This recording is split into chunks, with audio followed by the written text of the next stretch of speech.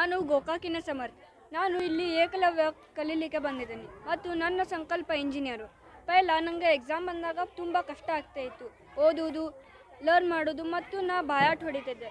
ಈಗ ಏಕಲವ್ಯ ವಿದ್ಯೆ ಕಲೀಲಿಕ್ಕೆ ಬಂದಾಗ ಅವಾಗ ನನಗೆ ಪೂರಾ ಈಸಿ ಆಯಿತು. ಫಸ್ಟು ನಾ ಒಂದು ಚಾಪ್ಟರ್ ಮುಗಿಸ್ಲಿಕ್ಕೆ 1 ಅವರು ಅಥವಾ ಹಾಫ್ ಆನ್ ಅವರ್ ತೊಗೋತಿದ್ದೆ, ಅದು ಹಾಫ್ ಚಾಪ್ಟರ್ ಮುಗಿಸ್ಲಿಕ್ಕೆ.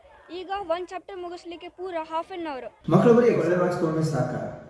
ಅವರ ಓವರಾಲ್ ಪರ್ಸನಲ್ ಡೆವಲಪ್ಮೆಂಟ್ ಆಗಬೇಕು ಅಂದರೆ ಎಕ್ಸ್ಟ್ರಾ ಕರಿಕ್ಯುಲರ್ ಆ್ಯಕ್ಟಿವಿಟೀಸಲ್ಲಿ ತಮ್ಮನ್ನು ತಾವು ತೊಡಗಿಸ್ಕೋಬೇಕಾಗತ್ತೆ. ಅದೆಷ್ಟೋ ಕಲೆಗಳನ್ನು ಕಲಿಬೇಕಾಗುತ್ತೆ, ಎಸ್ಪೆಷಲಿ ಜೀವನ ಕಲೆಗಳನ್ನು ಕಲಿಬೇಕು. ಬಟ್ ಅಸೈನ್ಮೆಂಟ್ನ ಮಾಡೋದನ್ನು ಬಿಟ್ಟರೆ ಅವರು ಟೈಮ್ ಎಲ್ಲಿರುತ್ತೆ ಹೇಳಿ? ಸ್ಕೂಲ್ ಆದಮೇಲೆ ಟ್ಯೂಷನ್ ಆದಮೇಲೆ ಅಸೈನ್ಮೆಂಟ್ ಆದಮೇಲೆ ಊಟ ಮಾಡಿ ಮಲ್ಬೋದು, ಮತ್ತು ನೆಕ್ಸ್ಟ್ ಸ್ಕೂಲ್ಗೆ ಹೋಗ್ತಾರೆ.